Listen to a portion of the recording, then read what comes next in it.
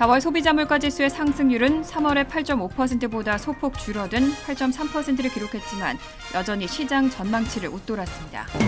뉴욕, 뉴저지주 대부분의 지역에서 신규 코로나19 확진 사례가 늘면서 CDC 기준 지역사회 감염 위험 수준이 중간 단계 이상으로 격상됐습니다. 팬데믹 첫 해인 지난 2020년 미국에서 총기에 맞아 숨진 사람이 43,595명인 것으로 집계됐습니다. 현재 미국 내에 합법적으로 거주하는 한인 영주권자 수가 28만 명으로 추산됐습니다. 오는 17일 의회가 50여 년 만에 처음으로 UFO에 대한 공개 청문회를 개최합니다. 이상은 이 시각 주요 뉴스입니다.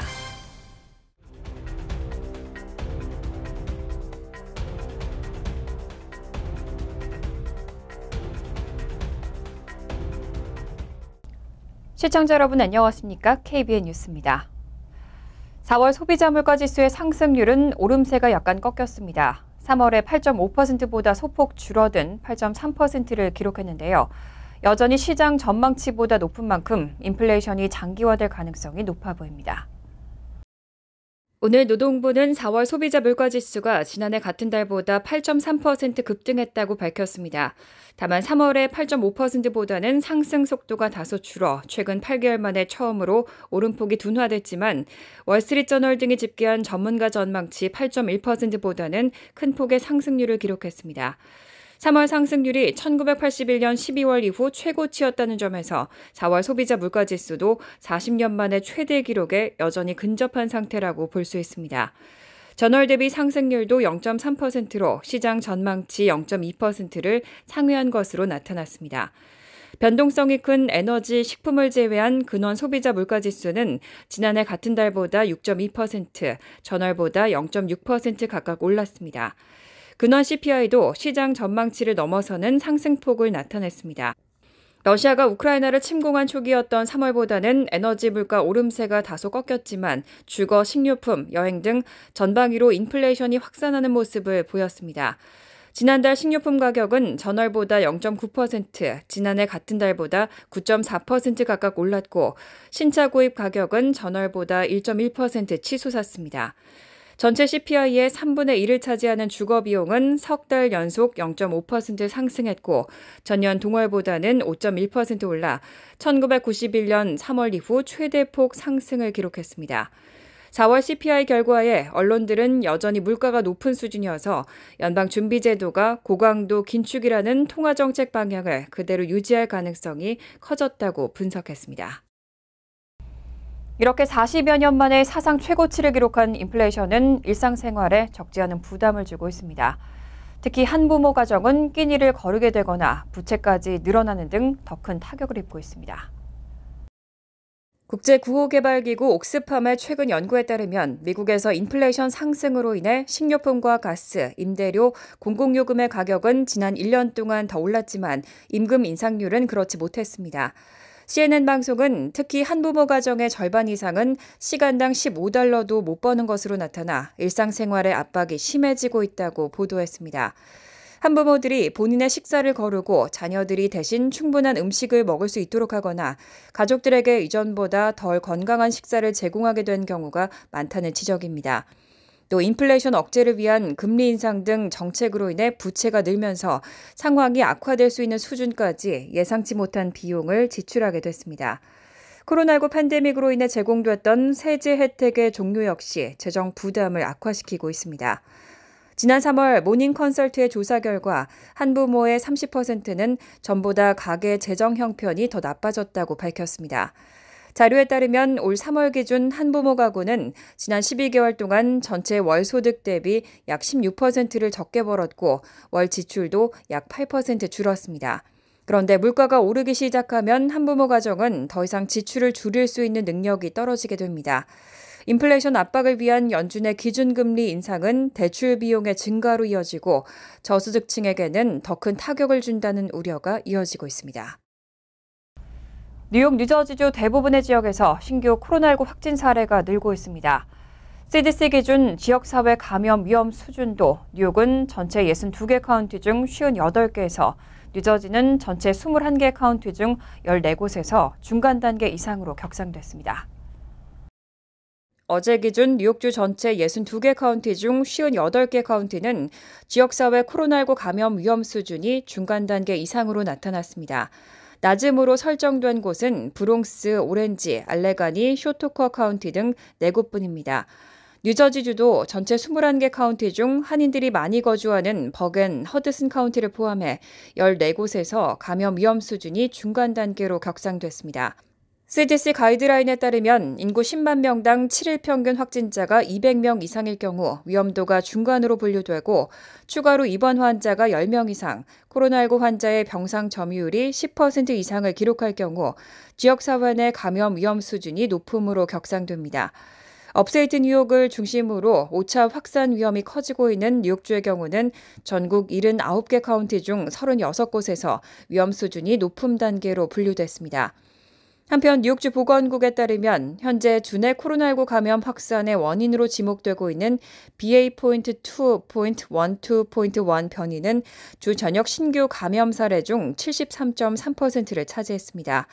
이 변이는 기존 오미크론 변이보다 전파력이 50% 더 강한 것으로 알려졌습니다. 이렇게 코로나19 확진 사례는 다시 늘고 있지만 전 세계적으로 코로나19 검사 건수는 급격히 줄어들고 있습니다. 새로운 변이의 출현과 확산을 조기에 포착하기가 갈수록 어려워지고 있다는 경고도 나왔습니다.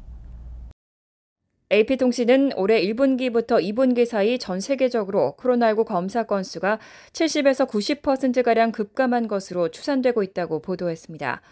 기존보다 전파력이 높은 것으로 알려진 새로운 변이들이 미국과 남아프리카 공화국 등에서 확산하며 재유행을 이끄는 상황에 대처하려면 충분한 검사량이 확보돼야 하는데 현실은 정반대라는 의미입니다. 듀크대 글로벌 보건혁신센터의 크리슈나 우다야 쿠마르 박사는 현재의 검사량은 필요한 수준의 근처에도 도달하지 못하고 있다며 새로운 유행의 출현이나 확산세를 파악하려면 검사를 늘려야 한다고 강조했습니다. AP통신은 최근 2주간 미국의 일평균 검사량이 73,633건으로 이전보다 40% 늘긴 했지만 보건당국에 그 결과가 보고되지 않은 자가검사를 제외하면 검사량이 턱없이 부족한 수준이라고 지적했습니다. 워싱턴대 연구진은 실제로는 매일 50만 명 이상이 감염되지만 보건당국에 보고되는 사례는 이 중 13% 안팎에 불과할 것으로 추산했습니다. 우다야 쿠마르 박사는 전 세계 과학자들이 바이러스를 추적하기 위해 모든 수단을 동원해야 한다며 특히 저소득 국가에서 검사 건수를 확대하기 위한 조치가 반드시 취해져야 한다고 강조했습니다. 팬데믹 첫 해인 지난 2020년 미국에서 총기에 맞아 숨진 사람이 43,595명인 것으로 집계됐습니다. 관련 집계를 시작한 이래 사상 최고치를 기록했습니다. 어제 질병통제예방센터는 팬데믹 첫 해인 2020년 미국에서 총기에 맞아 숨진 사람이 사상 최고치를 기록했다는 내용이 담긴 총기 사망 보고서를 발표했습니다. 보고서에 따르면 2020년 미국에서 총기 관련 사고로 사망한 사람은 43,595명으로 사상 최고치를 기록했습니다. 이 수치는 총기를 이용한 살인사건과 자살을 합친 수치로 2019년과 비교해 15% 늘었습니다. 특히 전체 총기 사망 건수 가운데 자살 사건이 24,245건으로 절반을 넘겼습니다. 이는 인구 10만 명당 8.1명꼴의 비율로 2019년에 10만 명당 7.9명에서 소폭 상승한 겁니다. 또 이 기간 총기를 이용한 살인 사건이 급격히 치솟았습니다. 총기 살인 사건은 19,350건으로 자살에 비해 건수는 적었지만 2019년에는 인구 10만 명당 4.6명이었던 것에서 2020년에는 6.1명으로 34.6%나 상승했습니다. 1994년 이후 26년 만에 가장 높은 비율입니다.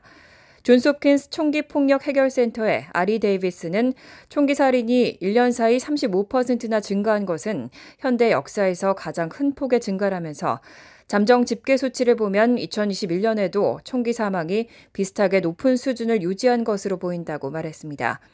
CDC나 외부 전문가들은 이런 총기 사망의 뚜렷한 증가 원인을 찾지는 못했다면서도 팬데믹 기간 총기 판매가 급증한 점과 부합한다고 지적했습니다.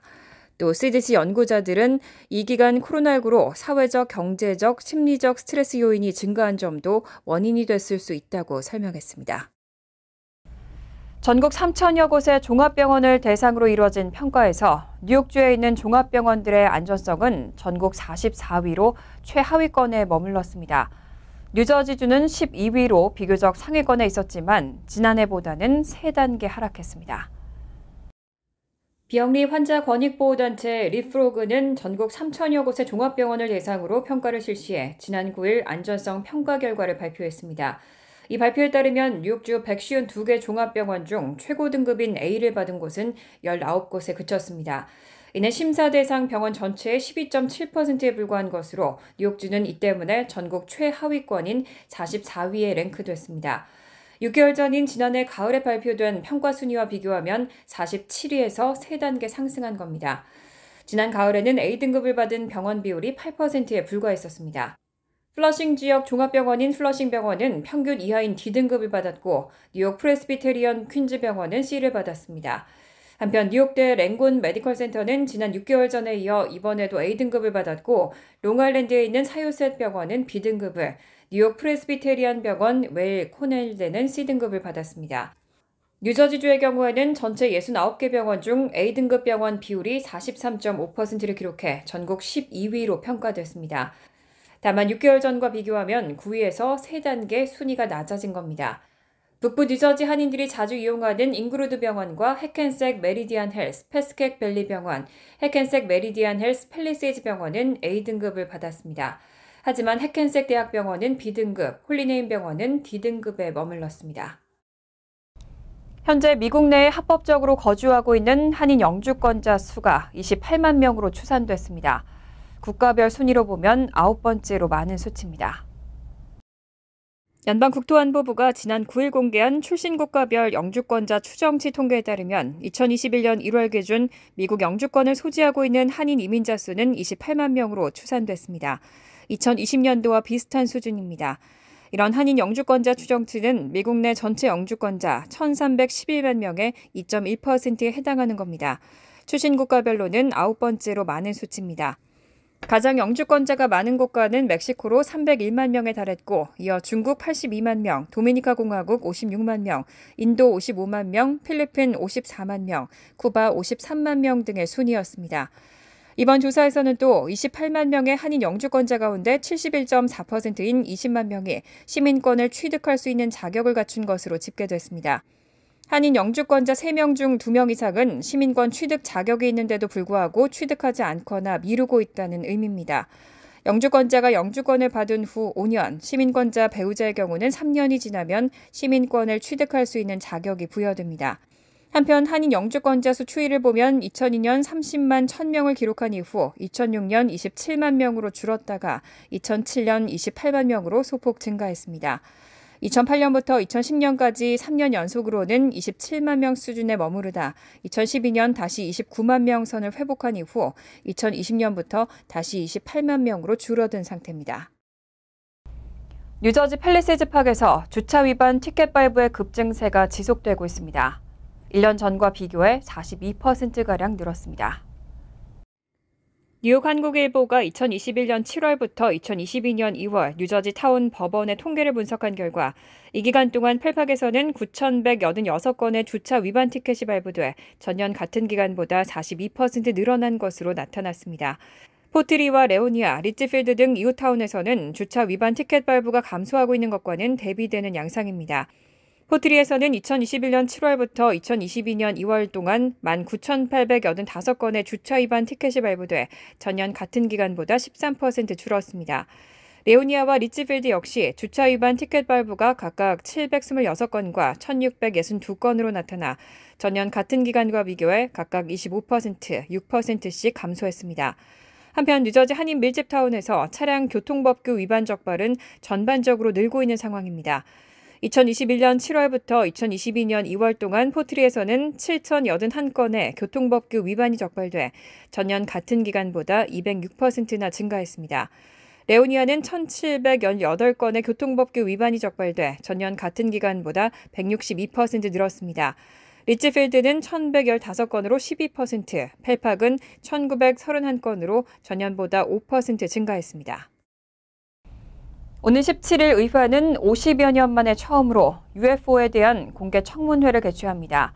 위대한 미스터리 가운데 하나를 밝히고 과도한 추측을 깨뜨리겠다는 목적입니다. 어제 뉴욕타임즈에 따르면 하원정보위원회 산하 대테러 방첩소위원회는 오늘 17일 UFO 관련 공개 청문회를 열 예정입니다. 이번 청문회는 지난해 6월 국방부와 정보당국이 미확인 공중현상에 대한 보고서를 발표한 후 이뤄지는 겁니다.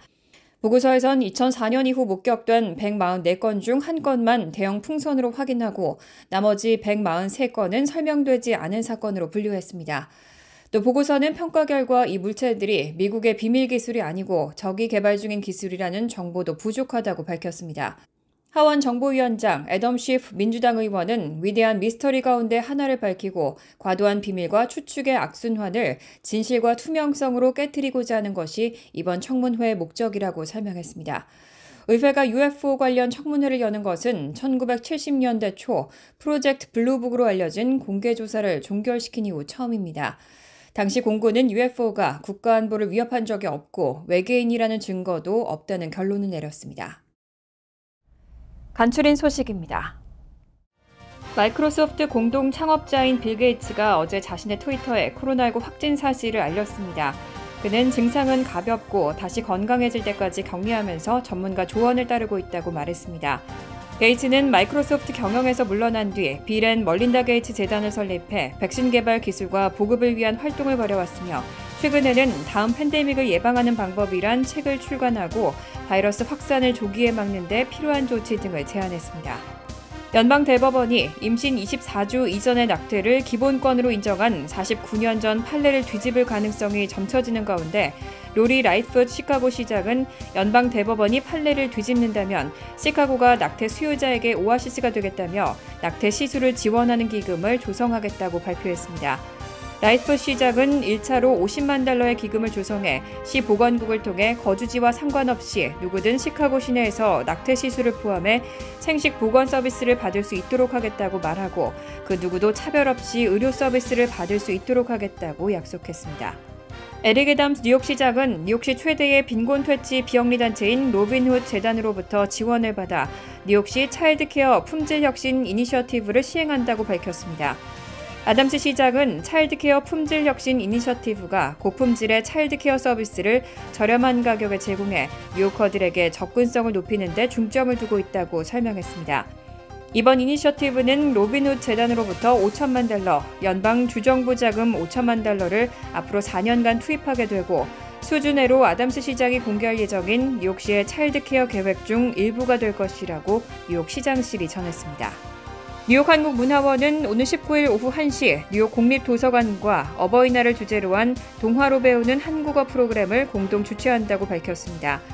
온라인으로 진행되는 이번 교육 프로그램 참가자들은 아이의 눈으로 바라본 부모님의 모습을 유쾌하고 따뜻하게 그려낸 2권의 그림책을 함께 읽고 부모님을 향한 사랑과 고마움을 표현하는 말을 한국어로 배워보는 시간을 갖게 됩니다. 한국어와 영어로 진행되고 뉴욕 공립도서관 홈페이지에서 무료로 사전 신청에 참가할 수 있습니다. 환율과 증권 소식입니다.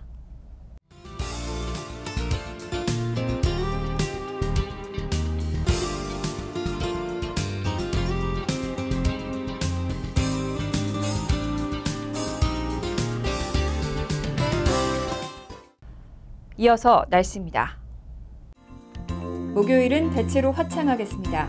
낮 최고 기온은 72도, 섭씨 22도, 밤 최저 기온은 60도, 섭씨 16도로 예상됩니다. 금요일은 구름이 많겠습니다. 토요일은 구름이 많은 가운데 소나기 내릴 가능성이 있습니다. 이상으로 KBN 뉴스를 마칩니다. KBN과 함께 즐거운 저녁 되시기 바랍니다.